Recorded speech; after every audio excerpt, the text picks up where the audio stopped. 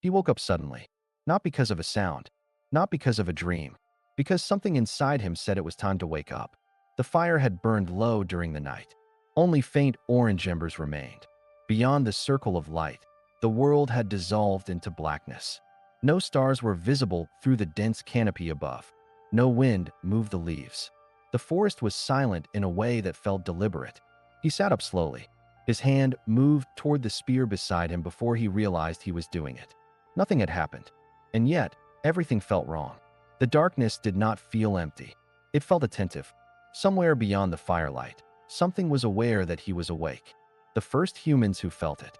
This moment did not happen once. It happened thousands of times.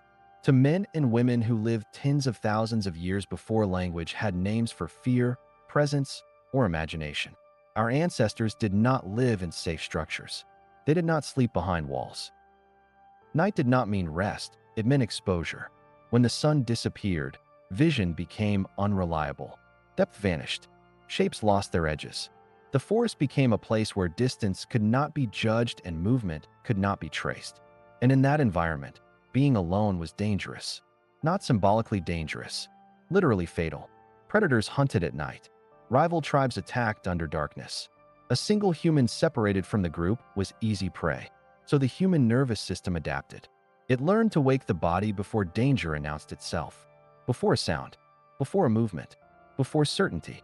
The sensation we now call being watched was once an early warning system. A survival instinct so sensitive it triggered even when evidence was incomplete. Especially when evidence was incomplete. Why the brain invents presence.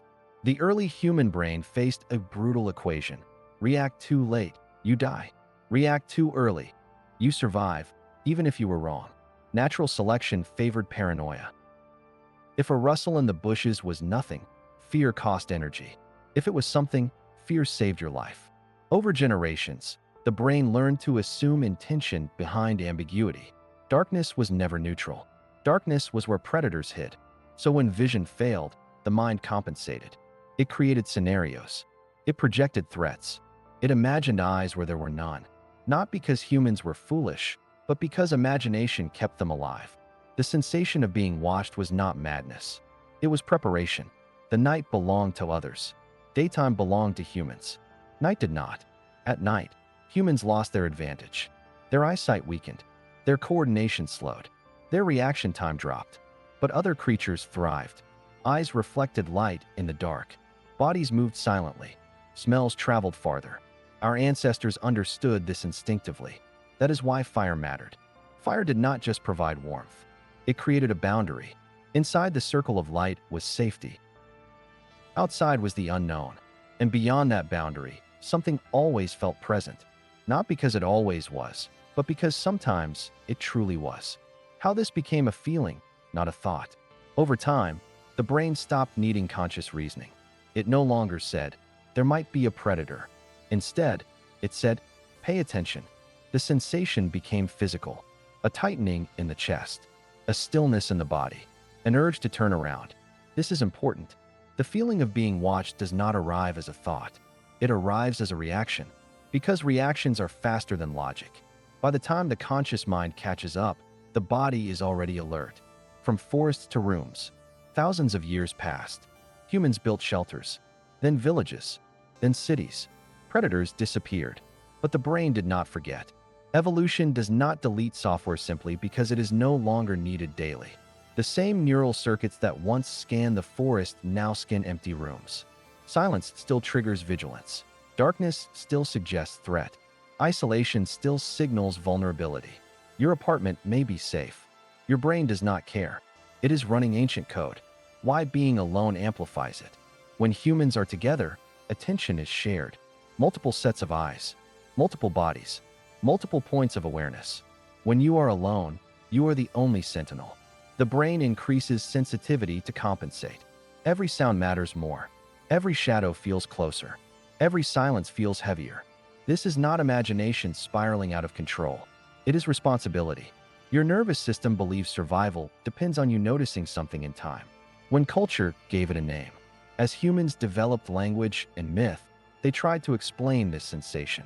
Not scientifically, but symbolically. They said spirits watched from the dark, that ancestors lingered unseen, that gods observed human behavior in solitude. These stories were not random. They were attempts to give form to a feeling older than language itself.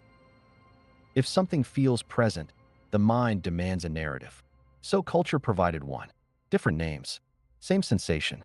The moment it becomes unsettling. The feeling becomes disturbing when it appears without a clear reason. When you know you are safe. When you know nothing should be there. And yet, your body disagrees. This conflict creates fear. Not because you believe something supernatural is watching you, but because part of you acts as if it is. Your rational mind loses authority. Instinct takes over. The role of fatigue and silence. This sensation intensifies when the mind is tired. At night, before sleep, between waking and dreaming. In these states, the brain loosens its grip on logic. Ancient patterns surface. The mind slips closer to the mode it used tens of thousands of years ago. Alert, imaginative, defensive. Why turning on the light helps? Light restores dominance. Not because it removes danger, but because it restores certainty. Edges return. Distances become clear. Control reasserts itself. The ancient brain retreats. For now, the final realization. The feeling of being watched is not a flaw.